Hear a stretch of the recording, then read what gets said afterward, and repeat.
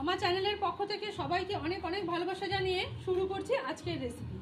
আজকে তৈরি করব কাতলা মাছের তেল পেঁয়াজ দিয়ে ভাজা।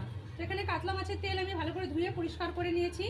আর এখানে নিয়েছি পেঁয়াজ কুচি, চেরা কাঁচা লঙ্কা আর রসুন শিলনোড়ায় থেতো করা। তো এই দিয়েই আজকে মাছের তেলটা ভাজা করব। তো রেসিপিটা প্রথম থেকে শেষ পর্যন্ত দেখুন আর প্লিজ চ্যানেলটা সাবস্ক্রাইব করুন। কড়াইতে দিয়ে দিয়েছি সর্ষের তেল, তার মধ্যে দিয়ে দিচ্ছি প্রথমে থেতো করা রসুন।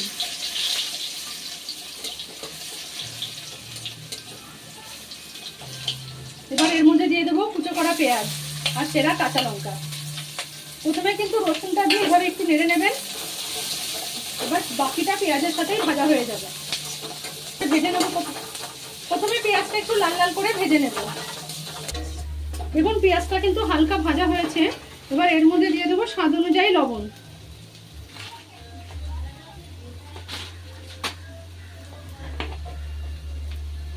দিয়ে দেবো অল্প হলুদ গুঁড়ো।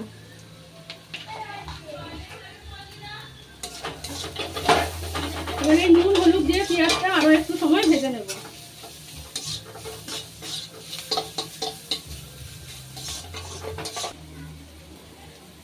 পেঁয়াজটা কিন্তু ভাজা হয়ে গেছে, এর থেকে বেশি ভাজবো না। এবার এর মধ্যে দিয়ে দেবো ধুয়ে রাখা মাছের তেল।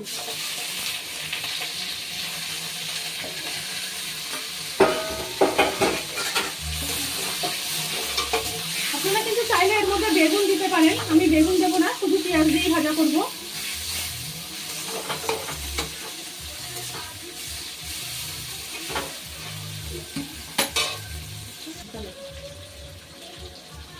এবার এর মধ্যে দিয়ে দেবো 1 চামচ লঙ্কার গুঁড়ো। ঝালটা কিন্তু আপনাদের নিজেদের টেস্ট অনুযায়ী দেবেন। যদি একটু বেশি খেতে পছন্দ করেন বেশি দেবেন, যদি ঝাল কম খান তো কম দেবেন। আর যদি শুকনো লঙ্কার গুঁড়ো না দিতে চান তো কাঁচা লঙ্কা বেশি করে দিয়ে দেবেন। আর দিয়ে দিচ্ছে এখানে একটু জিরের গুঁড়ো। এবার এই গুঁড়ো মশলা দিয়ে কিন্তু এই তেলটা খুব ভালো করে ভাজা ভাজা করে নেব। গ্যাসের আগুন কম করার প্রয়োজন নেই, এটা হাই হিটেই রান্না হবে। তেলগুলো গলে গলে আস্তে আস্তে তেলটা বেরোবে আর ওই তেলেই কিন্তু তেলটা ভাজা হয়ে যাবে। দেখতে পাচ্ছেন তেল কিন্তু অলরেডি গলতে শুরু হয়ে গেছে। মাছের তেলটা কিন্তু অনেকটাই গলে গেছে দেখতে পাচ্ছেন। আর এই যে বড় বড় পটকাগুলো আছে এগুলোকে কিন্তু এবারে খুন্তির সাহায্যে এভাবে কেটে দেবো। আমি আগে কাটিনি, আপনারা চাইলে প্রথমেও এগুলোকে ছোট ছোট করে কেটে নিতে পারেন। খুন্তি দিয়ে একটু চাপ দিলেই কিন্তু এগুলো 2 পিস করে টুকরো হয়ে যাবে।